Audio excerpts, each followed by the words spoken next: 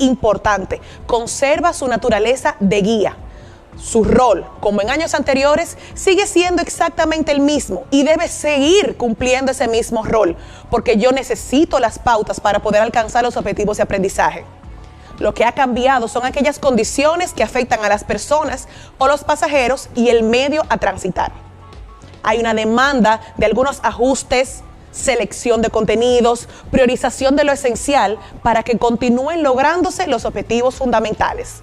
Esta tecnología como medio de transporte, como ese vehículo que me lleva a mi objetivo de aprendizaje, me ha movido a ver el currículo desde una óptica distinta, no así quitarle su naturaleza de guía. Ver esa calibración de lo necesario para poder satisfacer las necesidades de nuestros estudiantes y que los objetivos puedan ser alcanzados. Esta tecnología ocupa esa segunda posición, no la primera, porque me permite alcanzar el objetivo. La tecnología no es un fin en sí misma, sino un medio. Nosotros tenemos una tendencia de replicar lo conocido. Como es algo a lo que estamos acostumbrados, buscamos aquello que nos parezca familiar, que sea similar o normal, porque nuestro primer instinto es tomar nuestras clases que damos en el aula y montarlas a través de la pantalla o en un cuadernillo. Es decir, queremos copiar y pegar lo que estamos acostumbrados a manejar. A lo mejor puede que logremos la réplica de algunas actividades de nuestra práctica docente. Sin embargo, la mayoría de nuestras clases nunca van a encajar en la pantalla si no pasan por ese proceso de transformación. Hay unas adecuaciones que tengo que hacer bien intencional para poder lograrlas y así mi clase pueda ser efectiva y oportuna y me permita de una mejor manera alcanzar los objetivos de aprendizaje. Nuestro trabajo ahora mismo es valorar los cómo, porque el qué lo tenemos, mi currículo, lo tengo. Tengo mis objetivos, mis contenidos, las competencias, mis indicadores. Ahora, en este momento, los cómo cobran una posición imperante. ¿Cómo lo abordo? ¿Cómo reposiciono? ¿Cómo transformo? ¿Cómo me doy a entender? ¿Cómo explico? ¿Cómo enseño? Antes de entrar en materia y ponernos todos en sintonía con el tema del currículo, vamos a recordar lo que dice nuestra Ley General de Educación, 66-97, en su artículo 63. La educación dominicana estará siempre abierta al cambio, al análisis crítico de sus resultados y a introducir innovaciones. Los cambios deben ser producto de las necesidades, de la reflexión, de las investigaciones y del aprovechamiento de experiencias anteriores. Este es el momento idóneo para darle vida a lo que dice nuestra Ley General de Educación, en el cual tenemos que aprovechar esa oportunidad de abrirnos al cambio y darnos el chance de innovar en esas rutas alternas que en algún momento teníamos miedo de recorrer porque no sabíamos cómo entrar, pero este vehículo en el que nos acabamos de montar nos recuerda que tenemos que ser coherentes con nuestro proceso de enseñanza-aprendizaje, que tenemos esta realidad que la veíamos muy lejana, pero que la tenemos frente a frente, y para ser coherentes en este proceso de enseñanza-aprendizaje, tenemos que hacerlo, pues nuestra labor como maestros es poder modelar a nuestros estudiantes esa reacción o actitud frente al cambio, frente a la innovación, frente a los nuevos retos y a la resolución de problemas. Los cambios surgen producto de las necesidades. La necesidad se creó, ahora cambiemos. Iniciemos el recorrido por el currículo y veamos aquellos elementos que tenemos que tomar en cuenta para iniciar con nuestras clases virtuales. En el proceso educativo existen dos cosas que son de suma importancia: la persona y el aprendizaje. Las personas, esos pasajeros que me acompañan en el vehículo, en ese trayecto por el año escolar para llegar a mi objetivo de aprendizaje. Los estudiantes, los docentes, somos ese centro principal de este proceso de aprendizaje. Y el aprendizaje en sí mismo, esas rutas que me llevan a alcanzar mi objetivo, aquellos elementos que yo me puedo encontrar en el camino que van enriqueciendo esta experiencia académica. Fíjense que no he resaltado que la tecnología es lo más importante. No podemos confundirnos. Es importante, tenemos que manejarlo, tenemos que estudiarlo, debemos capacitarnos. Sin embargo, en este momento, la tecnología no es un fin, es el medio que me lleva a alcanzar los objetivos de aprendizaje. Sigue siendo más importante la persona y el aprendizaje. Esas conexiones entre las personas, las conexiones con las experiencias de aprendizaje, son la riqueza en esta modalidad presencial, sincrónica, asincrónica, en cualquier realidad dentro de un proceso de enseñanza-aprendizaje, y mantiene siéndolo, y nosotros debemos verlo así. Nuestro diseño curricular del nivel primario dice lo siguiente: con la guía y dirección del currículo podemos garantizar que el proceso formativo pueda darse desde una perspectiva centrada en favorecer el desarrollo pleno e integral de los estudiantes. Se les favorezcan las más variadas y enriquecedoras experiencias de aprendizaje en perspectiva de equidad, inclusión social, atención a la diversidad, calidad y pertinencia. Por esta razón, para poder garantizar este respeto de que la persona y el aprendizaje ocupen ese primer lugar en este proceso de clases, en este momento virtuales, tenemos que tener al currículo como nuestro aliado, pues nos brinda coherencia, direccionalidad, sentido e intencionalidad pedagógica, permitiéndonos gestionar los procesos de una manera distinta para poder diseñar aquellas oportunidades formativas que son las necesarias para lograr los objetivos y culminar un año escolar con éxito. Siendo la persona lo más importante en este proceso, iniciemos con un elemento que se encuentra en el currículo y se llama caracterización. Para poder responder de manera oportuna a las necesidades de mi audiencia, de esos pasajeros que me acompañan, tengo que tener el conocimiento de todas sus características. Esto implica saber desde desarrollo humano, cognición, desarrollo motriz, desarrollo socioemocional, hasta el clima, entorno y la realidad que les rodea. Es importante tomar en cuenta que el estudiante que yo tenía enfrente en un aula presencial es completamente distinto al estudiante que tengo detrás de la pantalla. Cuando lo tengo en el salón de clases, hay una serie de elementos que yo pudiera controlar. Sin embargo, en esta modalidad virtual hay una serie de elementos que se agregan y que no necesariamente están a mi alcance poder calibrar para lograr con éxito esos objetivos. Pensemos en un niño de 5 o 7 años o hasta un adolescente. 30 minutos de clase, 40 minutos de clase en un salón, en un aula física. Yo puedo tener control de los distractores, puedo utilizar palabra acción, vamos, párate, vamos, siéntate, ven, acompáñame, préstame atención, reduzco los ruidos, quito elementos, agrego elementos, me tienen ahí presente. Sin embargo, detrás de la pantalla, a través de un cuadernillo, hay cosas que se me escapan. No tengo control de sus emociones por situaciones que pasan en la casa, no tengo control del ruido, de los distractores, de la familia que le cruza por detrás, de que perdieron el internet, de que perdieron las ganas de estar ahí, de que no tienen algún material para yo poder facilitárselo. Palabra acción no funciona, no puedo atravesar la pantalla, no puedo tocarlos. Por ende, es muy importante tomar en cuenta todo aquello que influye detrás de la pantalla, detrás del teléfono o en la casa de quien me lee, porque tengo que responder a cada uno de mis estudiantes, pues sus grados de atención se van reduciendo. Los 30 minutos, 40, 50 minutos en la clase presencial que yo tenía completamente ganados, juegan en mi contra si no tengo conocimiento y control de lo que sucede del otro lado. Importante entender cómo funciona este individuo en modalidad virtual. Hacer un levantamiento de información de nuestros estudiantes y buscar la forma de responder al que tiene internet, al que se le cae, al que sabe usar el aparato, al que no, al que tiene problemas de audición, al que tiene situaciones con la alfabetización, al que no tiene un adulto que le acompañe, al que no tiene tanto manejo tecnológico, al que maneja la tecnología a la perfección, al inquieto, al completamente pasivo, a todos tengo que responder. Por esto, este elemento número 1, tengo que prestarle mucha atención, porque tantos estudiantes, tantas realidades, y tengo que responder a las características de mis estudiantes. Por ende, todo aquello que compone lo que los rodea y afecta a su persona, debe ser alimento principal para mi planificación. Ahora te invito a pensar cómo tú pudieras atender las necesidades y características de tus estudiantes, la realidad de cada uno de ellos bajo esta modalidad virtual. Piensa un minutito, piensa en cada uno de ellos, qué estaría pasando en casa. Lo importante son ellos y lo importante es el aprendizaje. ¿Cómo puedes lograrlo? ¿Cómo puedes alimentar tu planificación tomando en cuenta este elemento?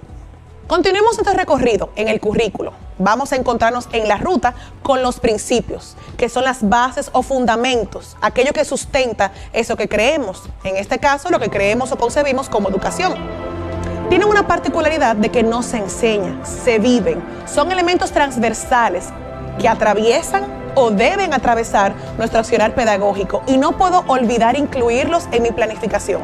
Recuerda que no lo enseñas, lo vives. Por eso cuando tú diseñes tu clase, lo primero que tienes que pensar, ¿se logran los principios? Vamos a ver. Uno de ellos es el aprendizaje significativo. La propuesta curricular dice lo siguiente: el aprendizaje significativo ocurre cuando el niño y la niña, énfasis añadido, los estudiantes en general, otorgan sentido a los objetos, hechos y conceptos que se presentan en la experiencia educativa. Es decir, conocen el mundo porque les dan un significado a las cosas, interpretándolas desde lo que saben de ellas y en interacción con ellas según se presentan. Supone una interacción entre los conocimientos previos y los nuevos aprendizajes, lo cual depende de la motivación, experiencia y funcionalidad que les asigne cada niño y niña o estudiante, como de sus intereses y necesidades. Para poder garantizar ese aprendizaje significativo, que no hay edad para limitar esa propiciación de ese momento de significado en las clases, yo tengo que promover un aprendizaje activo que involucre al estudiante, facilitar ejemplos concretos, utilizar elementos del entorno, actividades que le hagan sentido, diseño de actividades relevantes y lúdicas que los involucren, que promuevan un aprendizaje activo, no un aprendizaje pasivo, que se trate de ellos, no de que aprendan un contenido, sino que construyan un aprendizaje. De manera más explícita, hay otros principios que me voy a permitir leer que se encuentran en la propuesta curricular del nivel inicial. Sin embargo, entiendo que a todos los niveles, sobre todo en esta situación que nos acontece, necesitamos abrazarlos para poder tomar esa radiografía de nuestras clases y buscar lo que sea posible para poder garantizarlo. Vamos a ver. Principio de bienestar. Nuestro currículo dice que los niños y las niñas son sujetos de derecho desde antes de su nacimiento. Por tanto, toda situación de aprendizaje debe realizarse tomando en cuenta sus intereses, capacidades y necesidades, de forma tal que ellos y ellas sientan seguridad, protección y aceptación. Esto ha de contribuir a que el niño y la niña sean capaces de identificar situaciones, espacios y personas con las que se sientan bien en los diferentes ámbitos de su vida.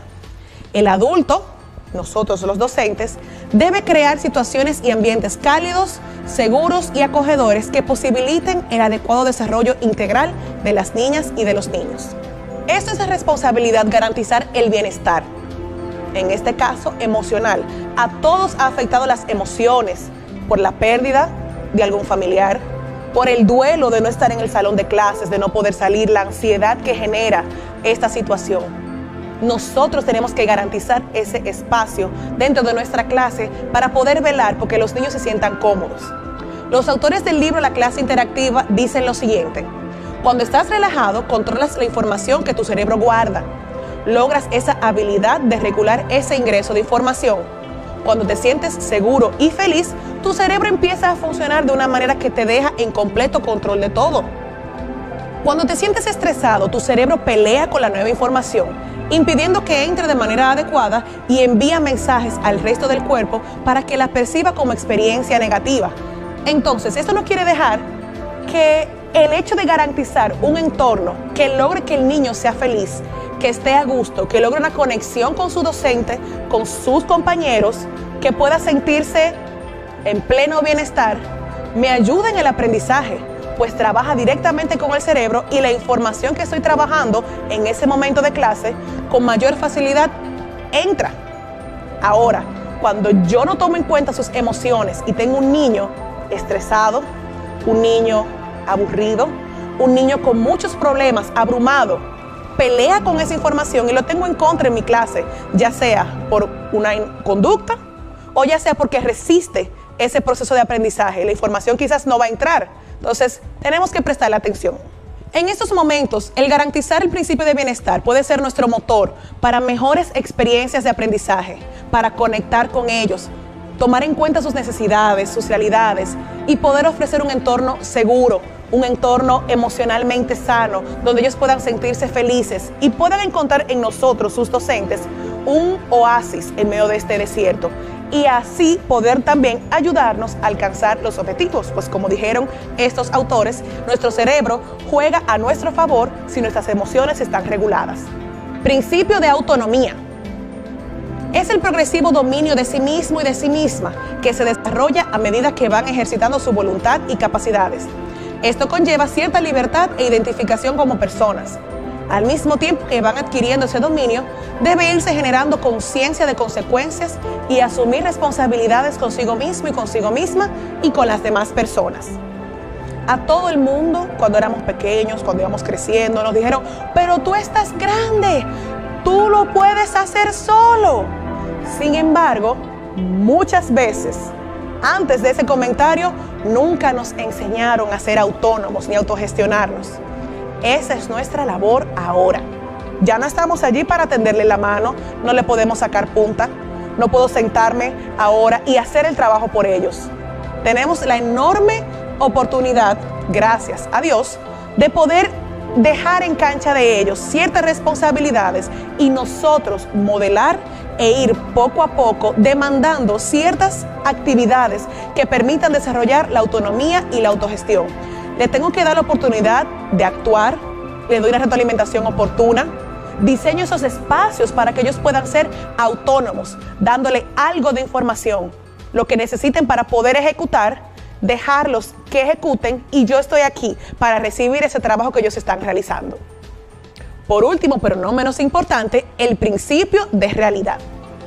Dice nuestro currículo que las experiencias deben partir de la cotidianidad del niño y la niña, evitando la artificialidad y la formalidad externa para no perder la naturalidad y riqueza que tienen las actividades cotidianas de su entorno, las cuales deben ser utilizadas por él y la docente para favorecer los aprendizajes.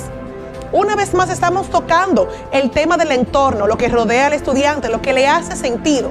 Pues entonces vamos a utilizarlo porque juega a nuestro favor. Usemos ejemplos concretos. Aprendizaje con sentido y relevancia. Por ejemplo, no es lo mismo, soy maestra de ciencias naturales. Hoy vamos a hablar del método científico y le explico cada uno de los pasos. Hablaremos del método científico y vamos a evaluar la estabilidad del internet de nuestras casas. Y vamos paso a paso del método científico. Les hablo de la hipótesis, de la observación y todos los siguientes pasos que vienen los van ejecutando con algo que les hace sentido. Si no aterrizo, si no utilizo ejemplos concretos, no puedo lograr un aprendizaje que ellos entiendan que es relevante. Y como están tan lejos de nosotros, es más difícil poder atraerlos, sobre todo si no les hace sentido. Te regalo unos minutos. Piensa en tu clase, en blanco y negro.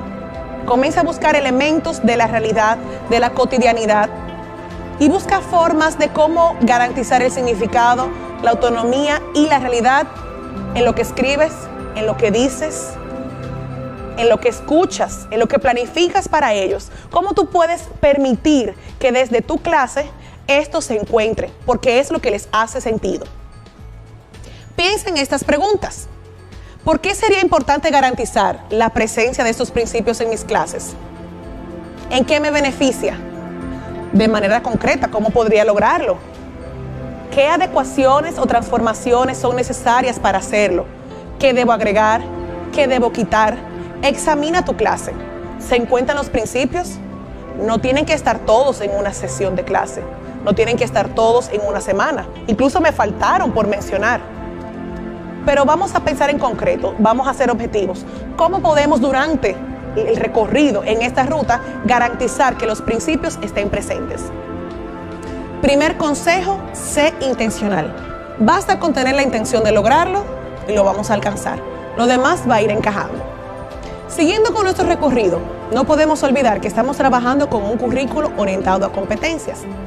Como estamos trabajando con competencias, sonará un poquito redundante. Un estudiante competente es alguien capaz de, hábil para, con destrezas en. Vamos a ver qué dice el currículo. Una competencia es esa capacidad de actuar de manera eficaz y autónoma en contextos diversos, movilizando de forma integrada conceptos, procedimientos, actitudes y valores. Estas se desarrollan de forma gradual en un proceso que se mantiene a lo largo de toda la vida. Un currículo orientado por competencias implica que el objetivo no está en el manejo de la información, de un concepto o del dominio de un contenido, más bien en el logro de una habilidad. Nos preguntamos cómo podemos lograrlo entonces en esta modalidad. Pensando, número 1, que diseñamos actividades para que se logren habilidades para la vida. Tener claro la competencia que quiero desarrollar, cuál es ese indicador de logro, pensar en qué herramientas van a complementar mi clase y me van a apoyar a alcanzarlo y cuáles serían las evidencias de aprendizaje. Además, tenemos que ser conscientes de la realidad que vivimos hoy en día. ¿Qué tenemos? ¿Qué no tenemos? ¿Con qué contamos? ¿Con qué cuenta el estudiante? Pues nosotros tenemos que velar por el logro de esas competencias y tener claros que tiene que haber una acción por parte del estudiante. Tengo que escoger sabiamente las competencias primordiales para poder incluirlas en mi trabajo y que esta modalidad me permita desarrollarla. Piensa en una competencia que trabajas en alguna de tus clases y comienza a enlazarla con cada uno de los elementos que vamos a ver. Al principio va a costar, el cambio ha sido muy disruptivo, pero poco a poco lo vamos a ir logrando. Es importante que conservemos estos elementos para poder alcanzar los objetivos de aprendizaje. Recuerden que la guía sigue siendo la misma. El vehículo fue el que cambió. En primer lugar, de estos elementos están los contenidos, que son esos mediadores de aprendizaje, y nuestro currículo sugiere una selección, organización y priorización de lo fundamental.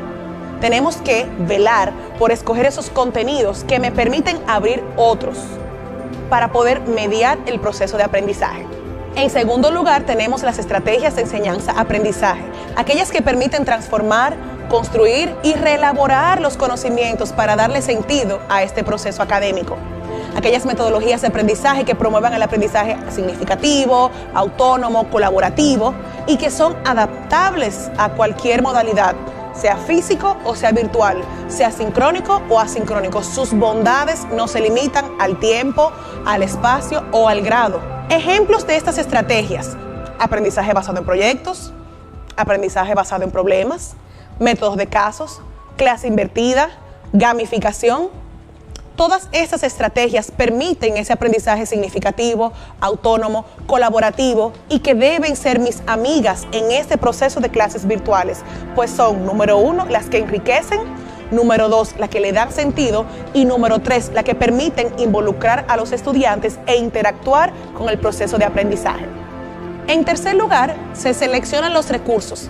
Depende de qué tan claros nosotros estemos en lo que queremos lograr, lo que queremos que el estudiante haga, lo que queremos nosotros hacer, los entornos con los que yo cuento, sincrónico o asincrónico. Con todas estas preguntas respondidas, entonces puedo recurrir a qué herramientas complementan mi planificación, cuáles estrategias funcionan con qué herramientas, cuáles son compatibles, cuáles no, en qué momento sería pertinente, en qué momento no. Pero lo primero que tengo que tener claro es hacia dónde voy, con qué cuento y con qué cuenta el estudiante. Finalmente, las evidencias de aprendizaje. Tener claro hacia dónde van los estudiantes, qué van a lograr. Ese debe ser mi objetivo. Ese es mi punto de partida para planificar. Yo planifico de adelante hacia atrás. Comienzo con el fin y voy dando pasos hacia atrás para poder diseñar mi planificación.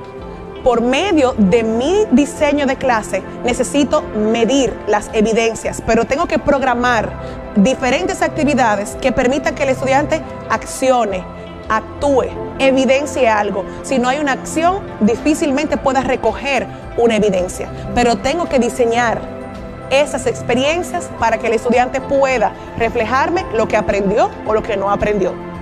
¿Ven cómo cada uno de esos elementos se relaciona y guardan relación entre sí? Piensa en tu clase.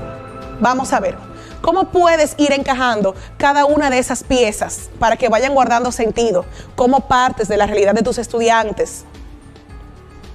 Los principios, qué papel jugarían. Selecciona las competencias fundamentales, los contenidos, las estrategias, los recursos, la evaluación. Cómo puedes ir enganchándolo y que quepa en esta modalidad. Recordemos que el rol del currículo, de manera presencial, virtual, sincrónica, asincrónica, remota, sigue siendo el de guía. Tengo que conocer mi mapa de punta a punta, pues ese conocimiento es el que me va a permitir saber qué calle tomo, ¿Qué atajo? Cuando viene una curva cerrada, cuando vienen los reductores de velocidad, cuando hay una calle de una sola vía, y así pensar con tiempo cómo reacciono y cómo respondo a la necesidad de mis estudiantes. El vehículo en el que me acabo de montar, nuevo, incierto, no lo sé manejar, vamos a aprender a manejarlo, porque es el que me va a permitir la estabilidad en ese recorrido. Y voy a poder doblar en las curvas con seguridad, reducir la velocidad cuando lleguen los reductores, poder doblar donde tengo que doblar y seguir derecho en esa ruta, porque recordemos que seguimos yendo hacia el punto B. Ahora, ¿qué nos toca a nosotros? Tomar el currículo en nuestras manos, tomar ese mapa, esa guía, conocerlo de principio a fin.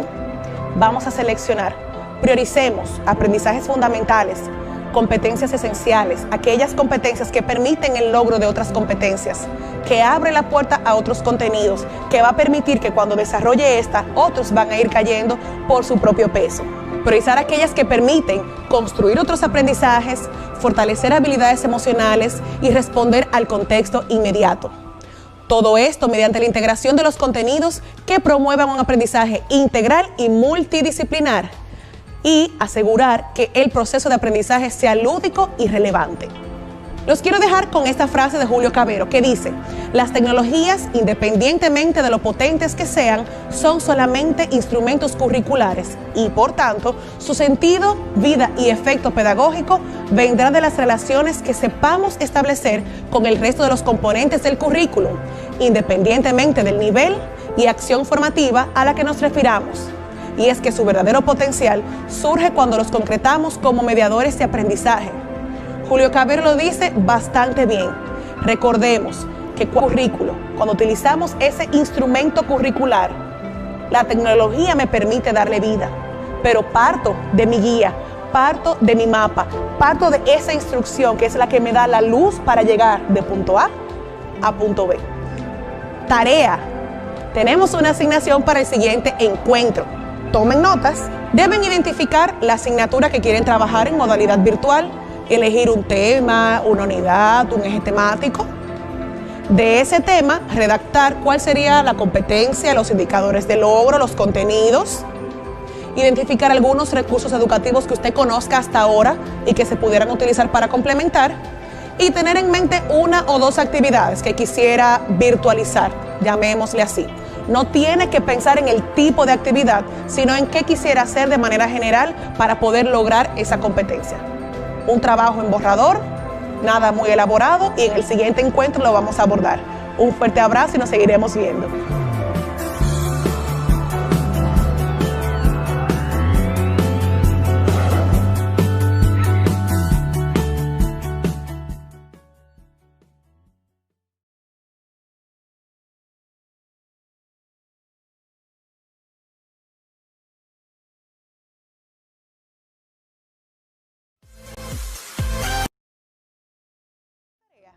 Espero que sí, porque los elementos que solicité en el encuentro anterior los vamos a estar utilizando en el transcurso de este encuentro completo. Espero que podamos iniciar con mucha energía este módulo de planeación para el logro de competencias y conocimientos fundamentales. Iniciemos. Primero que todo, vamos a situarnos en nuestro punto de partida. Vamos a cambiar el paisaje de la educación. Veamos este video.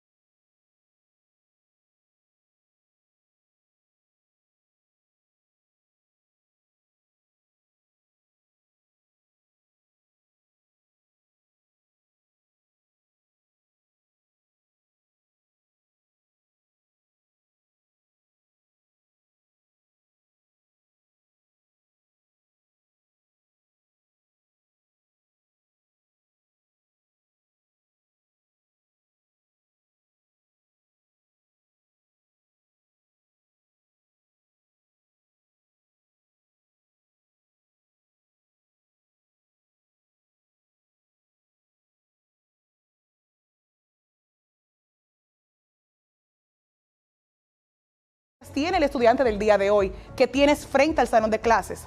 O en este caso, tiene el estudiante del día de hoy que tienes frente al salón de clases. O en este caso, ese que tienes frente a la pantalla. Ahora, la pregunta es, viendo ese estudiante del día de hoy, con todas las características que acabamos de mencionar, vamos a preguntarnos, ¿tenemos nosotros como docentes las características para enseñar a esos estudiantes? ¿Contamos con lo necesario para poder enseñar al curioso, al interactivo, al de muchas habilidades tecnológicas, al que tiene mucho acceso a la información?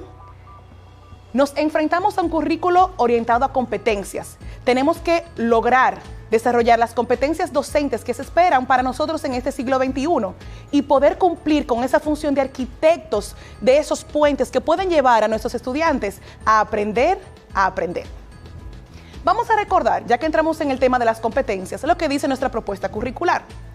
Una competencia es la capacidad para actuar de manera eficaz y autónoma en contextos diversos, movilizando de manera integrada conceptos, procedimientos, actitudes y valores. Nos permiten desempeñar adecuadamente una función, actividad o tarea. Por tal razón, al momento de planificar, nuestra tarea es poder diseñar situaciones de aprendizaje que permitan integrar esas competencias de diversas áreas académicas, eliminando la fragmentación de los contenidos. Para entender un poquito ese tema de la planificación, ¿qué tal si nos vamos de viaje? Piensa en algún destino, el que tú quieras, dentro del país, fuera del país, cruzando los océanos, en este continente, donde tú quieras. Piensa en ese destino, te doy 10 segundos. Vamos a ver.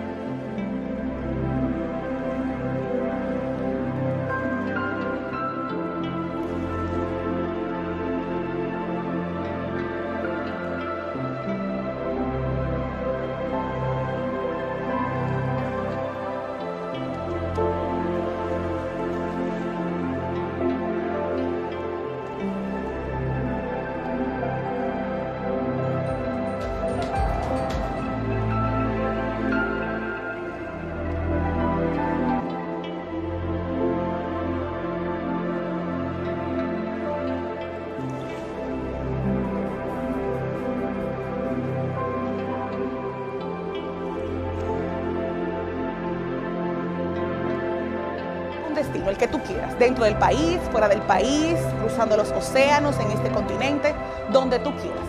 Piensa en ese destino, te doy 10 segundos. Vamos a ver.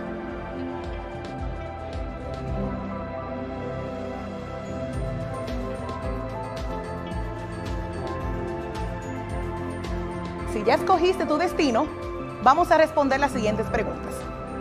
¿Para qué vas? ¿Qué tienes que hacer antes de irte a ese viaje?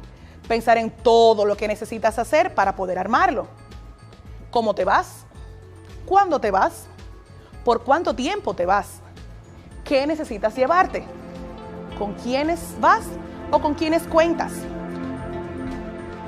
¿Para qué voy?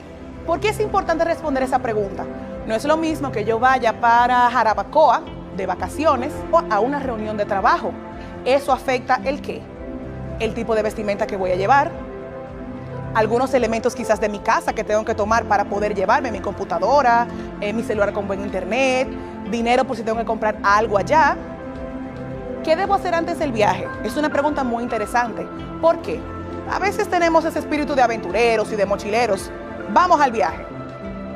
Pero hay una serie de pasos para un viaje bien intencionado que tenemos que dar. Si va fuera del país, necesito visa, revisé mi pasaporte, tengo que renovarlo, hay alguna vacuna que tengo que ponerme, un cambio de moneda, el clima, hace frío, tengo esa ropa. ¿Cómo me voy?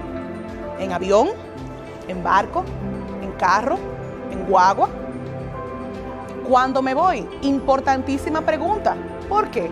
Todos trabajamos, tengo que pedir permiso. ¿Puedo ajustarlo a mis vacaciones? ¿Qué tiempo me queda para poder organizar mi trabajo? ¿Por cuánto tiempo me voy? Afecta un poquito también como esa pregunta anterior. ¿Qué tengo que dejar en mi trabajo para no ausentarme por tanto tiempo de manera tan explícita? Me fui por 15 días. Si no son de mis vacaciones, tengo que buscar quien me reemplace. Tengo que avisarle a alguien que me voy a ausentar de mi casa, quizás a mis vecinos para que le echen un ojito a la casa. Puede ser. ¿Qué tengo que llevarme? Computadora, celular, una moneda diferente, ropa de invierno, ropa de verano, ropa casual, ropa formal. ¿Con quiénes voy o con quién cuento? ¿Alguien me acompaña? ¿Tengo hijos? ¿Cuento con mi mamá? ¿Con alguien que me los cuide? ¿Con quien me reemplace en el trabajo? ¿Ven qué importantes son estas preguntas antes de poder ejecutar o llevar a cabo un viaje? Todo esto lo hacemos antes de viajar y lo llamamos planificación. Vamos a ver una definición. La planificación es la previsión inteligente y vigilada de todas las etapas del trabajo escolar o académico y la programación racional de todas las actividades, de modo que la enseñanza resulte segura, económica y eficiente. En pocas palabras, podemos decir entonces que planificar significa anticiparse, preparar, prever, evitar errores, evitar improvisación, escoger la mejor acción para cumplir mi objetivo, previsión de lo que yo quiero lograr y provisión de los medios necesarios para poder alcanzarlo. Estos serían los elementos de la planificación. Vamos a conectarlo con las preguntas que hicimos para el viaje. Hay un para qué, hay un qué, cómo, con qué, cuándo. Ahí entran los propósitos y las competencias específicas, los indicadores de logro, las estrategias y actividades, recursos, el tiempo, el lugar y el espacio. Cada uno de estos elementos son importantes y todo se planifica. Mis propósitos los planifico. Cómo yo voy a llegar a ese indicador de logro también lo planifico. Cada uno de los elementos lo tengo que tomar en cuenta antes de sentarme a planificar. Veamos lo que estos autores nos quieren decir sobre la planificación. Dicen que es necesario pensar y organizar con anterioridad lo que se va a trabajar después con los alumnos, teniendo presente que en el desarrollo del proceso van a intervenir numerosas variables imprevistas que conducirán el proceso en una línea u otra. Una planificación adecuada y coherente de los procesos de enseñanza y aprendizaje nos llevará a evitar una improvisación malentendida, también reducir continuas pérdidas de tiempo, permitirán conseguir los objetivos previstos, a sistematizar su desarrollo. Tenemos muchos años planificando, muchos años de experiencia, quizás en el mismo grado, en el sistema educativo. A veces permitimos una relajación en el proceso de planificación porque puede ser pan comido. Todos los años en el mismo grado, la misma asignatura. Puedo desempolvar un poquito algunas planificaciones, pero, oh sorpresa, este año trajo algo consigo que no necesariamente me permite reciclar mi planificación. Por lo cual, si en algún momento tomábamos mucho tiempo y mucha intencionalidad para planificar, este año con más razón. ¿Por qué? Estas modalidades no estamos acostumbradas a ellas. Hay una serie de variables imprevistas que esta vez quizás no conocemos. Por ende, tenemos que tomarnos más tiempo y más intención para poder sentarnos a planificar. Y esto sin importar el grado o el nivel. Recordemos que en esta modalidad, en este formato de clases virtuales, nuestra planificación tiene que sufrir una transformación. Recordemos que no podemos caer en el error de querer montar la clase que dábamos en el aula y querer atravesarla por la pantalla. No. Transformo los procesos de enseñanza-aprendizaje que implica tomar en cuenta lo más importante, la persona y el aprendizaje. Importante. Luego de que entiendo que la persona y el aprendizaje son lo más importante, tenemos algunas preguntas para poder contextualizar. ¿Cómo yo pudiera garantizar en esta modalidad que la persona y el aprendizaje son los más importantes? Me tengo que quitar del foco. ¿Cómo puedo verlo desde mi planificación? No es que en la ejecución yo pretendo hacerlo. No tengo que llegar a, cuando lo pongo en papel, tengo que poder ver si realmente con las actividades que estoy diseñando lo estoy logrando. ¿Cómo yo puedo lograr que sea real lo que yo planifiqué? ¿Cómo puedo lograr que mis estudiantes aprendan? ¿Cómo puedo hacerle un espacito a la interacción y no caer en ese monólogo o el protagonismo docente en la clase? ¿Cómo yo puedo ser más intencional con las interacciones y respetar el rol del estudiante como un ente activo, como protagonista del centro de aprendizaje? ¿Y cómo puedo priorizar la interacción de los estudiantes con los procesos de aprendizaje, no necesariamente entre ellos? ¿Cómo puedo hacer ese aprendizaje más palpable? Y por último, pero no menos importante, recordemos que no son las herramientas, no es la tecnología. ¿Es importante? Sí, pero no son las herramientas tecnológicas, las aplicaciones, no. Somos las personas tras las pantallas y el uso que le damos a esas herramientas, ese uso intencional que permite que yo complemente mi clase. Eso es lo importante. Ahora dirán ustedes, Laura, pero esto es un módulo de planificación. ¿Cuándo vamos a empezar a planificar? Aquí viene lo interesante. Realmente cuando queremos iniciar a diseñar una clase, comenzamos, cogemos lápiz y papel o prendemos la computadora y empezamos a planificar. Pero vamos a recorrer una ruta que va a desembocar en el inicio de la planificación. Veamos. Mi primer paso es tener la meta clara, hacia dónde voy. Recuerden el viaje que hicimos. Yo primero tenía claro cuál era mi ruta, mi destino.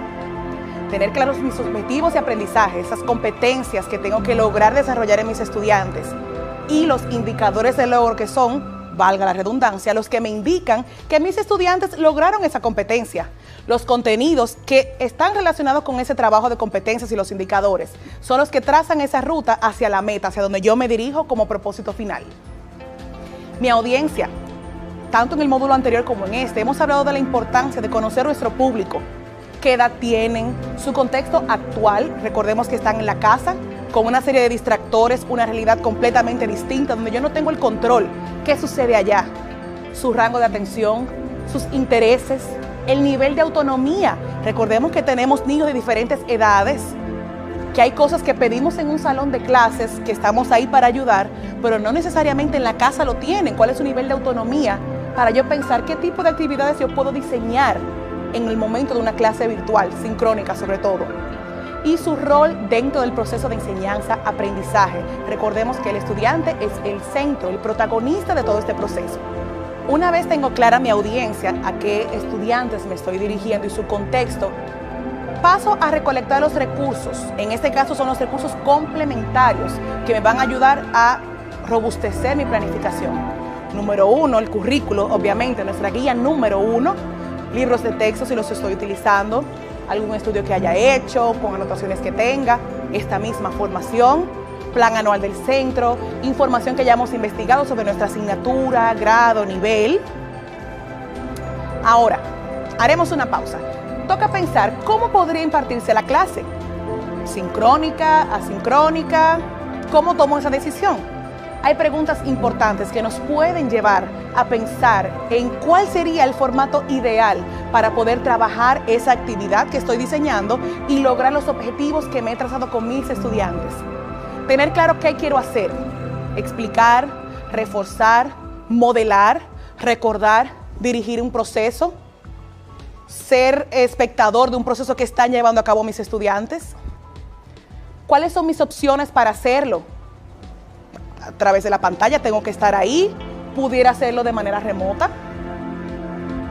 ¿Qué quiero que haga el estudiante o qué debería hacer el estudiante? Tener eso claro me permite saber si de verdad tienen que estar de manera sincrónica conmigo, si tengo que estar ahí en vivo para poder verlo o puedo asignarlo de manera remota y solicitar que me entreguen algo.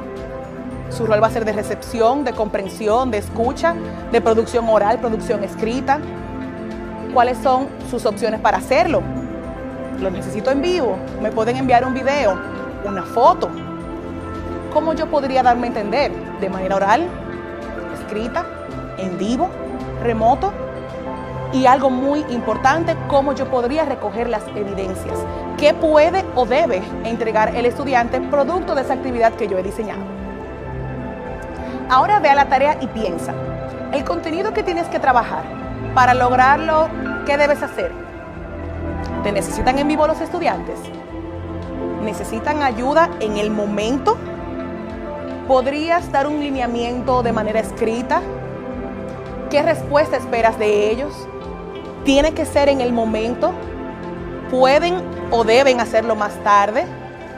¿De qué otras formas podrían hacerlo? ¿Qué necesitan tener a la mano para poder realizar la actividad? Te regalo unos segundos para que puedas pensar. Eso te va a dar un poquito más de luz para escoger en qué formato tú quieres diseñar tu clase o puedes diseñar tu clase.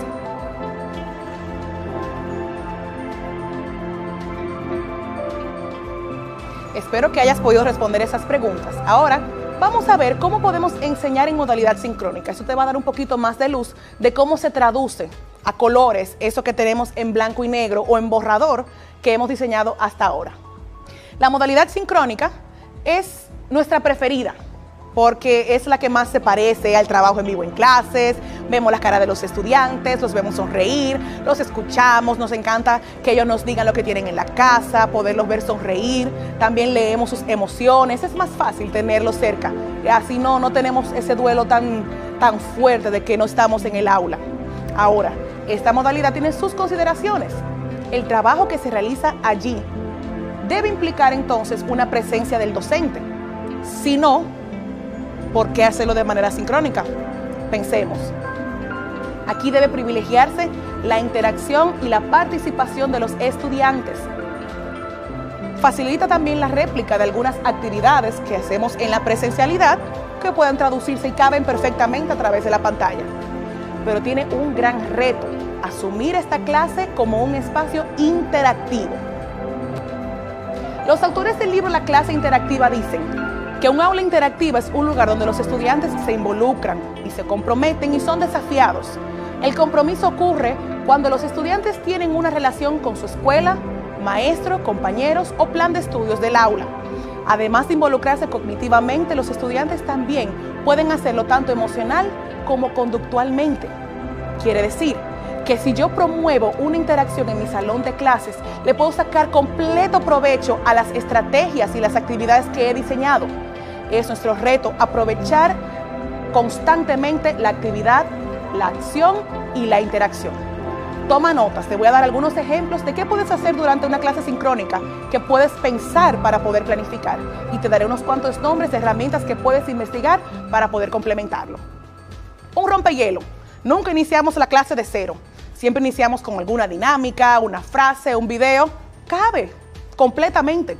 O sea, un check. Esta actividad la podemos montar en el Zoom o cualquier herramienta sincrónica que utilicemos. O sea que para tu planificación puedes anotar rompehielo, bueno y válido. Lección magistral. Comparto diapositivas, explico algún contenido, bueno y válido. Pero ojo, no abusemos de esa estrategia, porque es un momento sagrado donde se debe promover, como mencioné anteriormente, la interacción, la interactividad. Y cuando utilizamos la lección magistral como recurso principal, caemos en un monólogo y el estudiante cae en un rol pasivo y podemos perderlo. Un estudio de caso, aprendieron en Zoom a hacer trabajo en grupos pequeños, o sea que también un trabajo colaborativo. Podemos utilizar las herramientas de Google para poder realizarlo. Ellos pueden exponer alguna investigación que han realizado, cuestionarios en vivo con algunas herramientas como Google, Kahoot, Quizzes, Mentimeter. Podemos utilizar pizarras digitales como Classroom Screen o Jamboard. Son aplicaciones gratuitas que podemos investigar, podemos abrirlas y son completamente compatibles con todas las herramientas sincrónicas.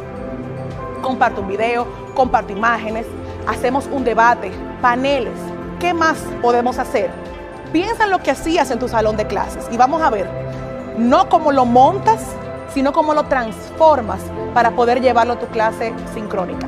Aquí hay algunas herramientas que tú puedes utilizar en tu clase sincrónica que permiten dinamizar un poco más para que no sea solamente ver al docente, no sea solamente ver una pizarra o enseñar un cuaderno, realizar un ejercicio. Con estas herramientas podemos realizar ejercicios, pero de una forma distinta. Recordemos que tenemos que transformar. Es el momento de adecuar nuestra clase y no podemos aceptar desempolvar lo que hacíamos antes y dejarlo de la misma manera. Así que toma notas, hazle foto y copia los nombres de estas aplicaciones que te pueden servir para dinamizar tus clases.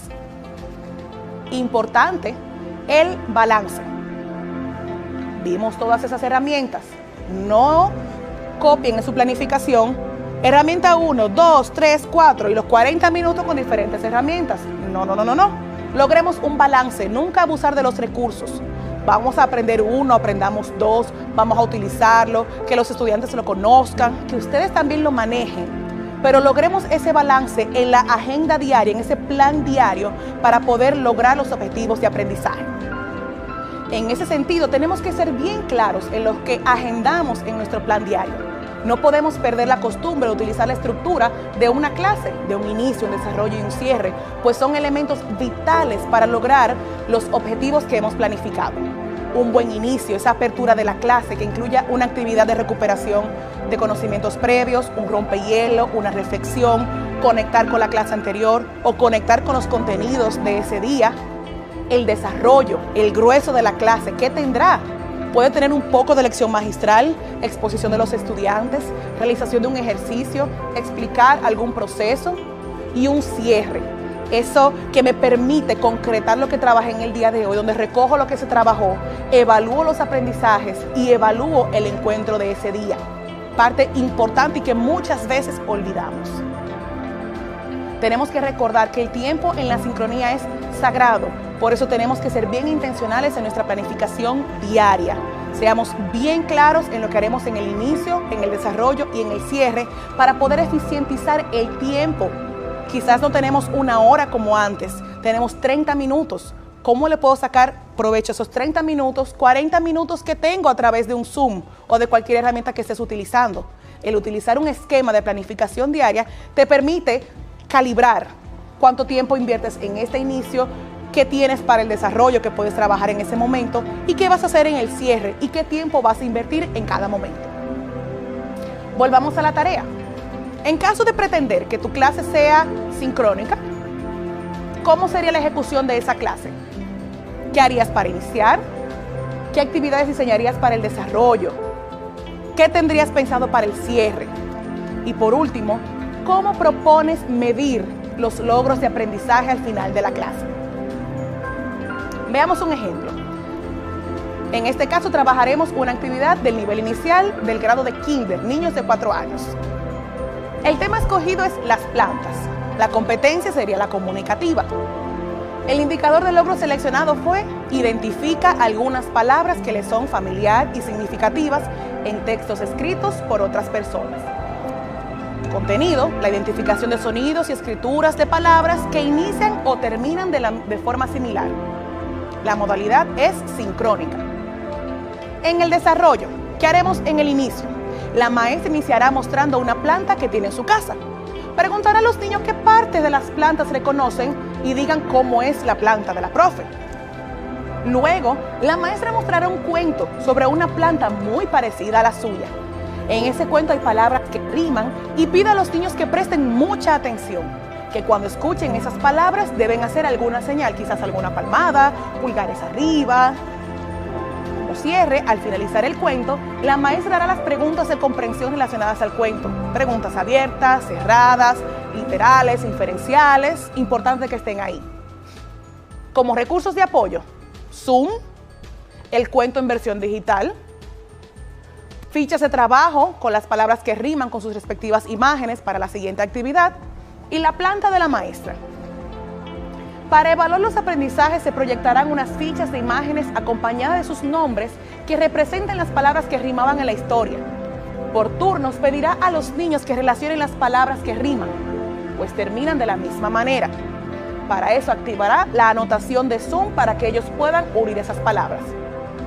No tienes que utilizar este formato para planificar, pero tienes que ver la coherencia entre cada uno de los elementos. Y sí, tenemos que escribir mucho. Mientras más escribimos, más detalle tenemos en nuestras actividades y menos espacio para la improvisación y errores estamos dejando. ¿Ok? Entonces, ahora, volvamos a la clase.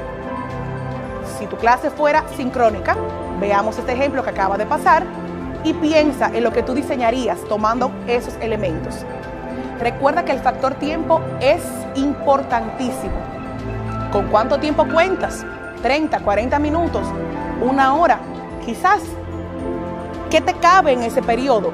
Algunas maestras o maestros tienen un día completo con diferentes asignaturas y pueden hacer un rejuego de continuar en otro momento. Algunos tienen 2 horas a la semana, 3, 4. ¿Qué te cabe en un momento de clase que puedas cerrar? ¿Qué puedes planificar que te puedas extender en otros momentos de la semana? Y recursos, importante, pensar, si voy a llevar a cabo esa actividad, ¿qué necesito? ¿Lo tengo? ¿Qué necesitan los estudiantes? ¿Lo tendrían? Y ojo aquí, a veces queremos que en vivo los niños recorten, que hagan bolitas de papel. ¿Tienen el papel para hacer las bolitas? Validez si tienen las tijeras. ¿Tienen la ficha que yo quiero? Quizás mandé algo, quiero que impriman, validez si lo imprimieron. ¿Tienen impresora? ¿Pueden copiarlo? Tengo que tocar base con los estudiantes y saber con qué recursos cuentan. Y yo misma, saber qué tengo en mi casa, qué tengo a mi alcance, qué es lo que necesito para poder impartir mi clase. Tómate unos segundos y piensa en blanco y negro cómo tú pudieras impartir esa clase que pensaste de manera sincrónica. ¿Cómo te fue planificando? Regularmente en la primera vez que estamos haciendo este ejercicio nos cuesta, sobre todo desde el inicio, ir hilando cada uno de los elementos, pero es posible. No abortes misión, que esto se puede. ¿Pudiste planificar en modalidad sincrónica? Ojalá, pero recuerda que no todo cabe en esa modalidad. Vamos a ver ahora cómo podemos trabajar en modalidad asincrónica o remota. En esta modalidad no implica necesariamente o únicamente asignar una tarea, y es importante que entendamos esto. No podemos descargar todos los pendientes de manera remota. Hay un factor tiempo muy importante que tengo que tomar en cuenta, porque no soy la única maestra. Hay otras tareas y actividades que tienen que desarrollar mis estudiantes que tienen que distribuir su tiempo durante la semana. Hay una demanda de autonomía y autogestión que dependen de las instrucciones del docente. Aquí cae una gran importancia en las consignas. Sí, quiero que sean autónomos, que sean autogestores de los procesos, pero tenemos que darle las herramientas para poder autogestionarse. Debe respetarse el ritmo del estudiante, dándole parámetros y estructura. No debería perderse la conexión. No es una semana o 2 días que pierdo el tiempo en otras cosas sin estar pendiente del desarrollo de mis estudiantes. Tengo que estar ahí, responder sus correos, responder sus mensajes. Aún a través de la pantalla donde me están leyendo, tengo que estar presente. Y podemos impartir una clase. Como dije anteriormente, no es únicamente para dejar una tarea. Puedo dar una clase y les voy a enseñar más adelante una herramienta que pueden utilizar. Importante considerar que en esta modalidad, al igual que en la sincronía, puedo utilizar algunas actividades que permiten dinamizar. Recordemos que este entorno asincrónico tiende a ser un poquito parco, me puede alejar del estudiante y depende del tipo de recurso y actividad que yo diseñe, pudiera lograrse la interacción y la dinamización de mis clases. En modalidad asincrónica, yo puedo poner un video o grabarme en una presentación. Ahí les dejo dos herramientas. Loom, pueden hacerse una cuenta ahora mismo, escriban ese nombre o con el mismo PowerPoint. No es lo mismo que yo ponga un PowerPoint, unas diapositivas, que el estudiante lea y ya. No, se ve y se siente diferente cuando es mi maestro que se está grabando y me está dando una clase. Ven mis ademanes, escucha la voz, ven mis expresiones faciales, me sienten con ellos, pero si solamente dejé la diapositiva sin mí, sin explicarle, posiblemente no logren la conexión con el proceso de aprendizaje. Así que te invito que si vas a colgar algún contenido, seas tú grabando, compartiendo esa clase. Utilizar entornos dinámicos de asincronía, que no solamente sea la plataforma para alojar la tarea o algún recurso plano.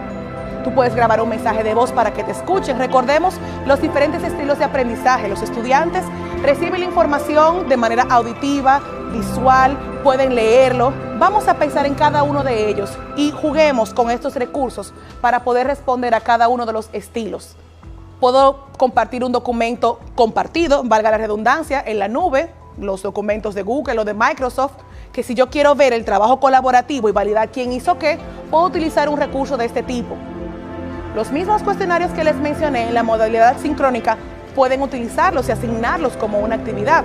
En Google, en Kahoot, en Quizzes, podemos hacer un foro de discusión de algún tema, un foro luego de ver una película, de una frase, de una pregunta. También puede ser un entregable, un resumen, un análisis, un ensayo o un documento de consulta que complemente ese tema. Aquí algunas herramientas pueden anotar que les permiten dinamizar la clase asincrónica. Es importante que ustedes no solamente anoten los nombres, exploren, estudien, busquen, prueben, a ver si les cabe en sus clases, si les hace sentido. No forcemos las herramientas, pero vamos a diversificar, que no solamente sea el PowerPoint, que no solamente sea un documento de Word. Miren cuántas herramientas y me faltan muchísimas que ustedes pueden utilizar para poder enriquecer esa clase asincrónica y que sea una experiencia realmente transformadora para cada uno de sus estudiantes. Pueden ver ahí redes sociales, cuidado con los menores de edad. Para aquellos que trabajan con adultos, muy interesante que puedan trabajar con redes sociales, porque hay una presencia digital que es importante modelarles. A veces hacemos comentarios de que los jóvenes o que las personas en sus redes sociales, sí, es un tema en el cual no tenemos por qué involucrarnos o por qué meternos. Sin embargo, con diferentes actividades que podemos diseñar en nuestras clases, yo puedo proponer y promover un comportamiento idóneo en un entorno digital, esa huella que puede dejar, ya sea un profesional o un estudiante con un tema X, y que pueda ser algo de consumo, que sea algo beneficioso para el público que lo ve. Como les dije al principio del trabajo con la modalidad asincrónica, hay una gran importancia que cae sobre la consigna, ese diseño de la instrucción de la actividad. Es muy importante, mucho más importante que las herramientas que yo utilizo. Lo más importante es pensar quién la va a leer. Y aquí me detengo un segundo. Cuando estaba en mi salón de clases, yo tenía a mis niños al frente, les entregaba un libro, quizás iba algún familiar a retirarlo. Pero ahora tengo que mandarlo por una plataforma. Tengo que dar suficiente detalle para que entiendan lo que tienen que hacer. Si mi niño no sabe leer, si no tiene los recursos que yo necesito que tenga para poder trabajar, quizás yo entendí, pero no pensé en qué persona lo va a leer, qué nivel de comprensión tiene. Por eso tenemos que ser muy intencionales antes de sentarnos a escribir y pensar en los siguientes pasos que les voy a enseñar. Antes de sentarme a redactar la consigna o la instrucción de mi actividad, tengo que tener claro lo que yo quiero lograr. Que el estudiante entregue un producto, que realice una actividad puntual, yo simplemente darle una información. ¿Por qué es importante esto? Porque a veces escribimos para nosotros y al leerlo entendemos nosotros, pero no queda claro quién hace qué. El estudiante lee, realiza una actividad, reflexiona en alguna instrucción que hayas dado, a ver si queda claro qué quieres que haga el estudiante y qué queda en su cancha. Una vez tengo claro este punto, tengo que definir cuál es la mejor forma de llevarla a cabo, por parte mía o por parte del estudiante. Si quiero promover una discusión, pues puede ser un foro. Si quiero que sea de manera simultánea, puede ser un chat. Si quiero que ellos entreguen algo, pues habilito una tarea y que adjunten un documento. Si quiero que entreguen una tarea pero que todos lo vean, bueno, pues diseño un espacio donde todo lo que ellos publiquen pueda verse. Quiero que graben un video, quiero yo entregarles un video. El mensaje que les voy a entregar es a través de un video, es un mensaje escrito. Yo mismo les voy a entregar un documento. ¿Qué voy a hacer? Ahora volvemos al tema audiencia. Van a decir que me la he pasado hablando de la audiencia, pero recuerden que se trata de ellos. Pienso en mis estudiantes. ¿Cuál es la mejor forma de que ellos entiendan el mensaje que yo quiero emitir? ¿Cómo puedo darme a entender? Recuerden que no escribimos para nosotros, escribimos para ellos. Recordemos que en un entorno virtual, un entorno que no nos tienen de manera simultánea, no podemos dejar un espacio para interpretaciones aisladas. Tengo que ser claro, conciso y preciso con todo lo que quiero que haga. Si no di toda la información necesaria, entonces tengo que aceptar cualquier entrega o la cantidad de preguntas porque no se comprendió el mensaje y quizás no nos dimos a entender. Recordar la edad y recordar el contexto. ¿Quién me lee? ¿La mamá? ¿Me lee el niño que acaba de aprender a leer? Aquí hay un nivel de comprensión. ¿Alguna persona de mayor edad? Un adolescente que tuvo dificultad en su proceso de alfabetización y que le cuesta entender mis palabras. Eso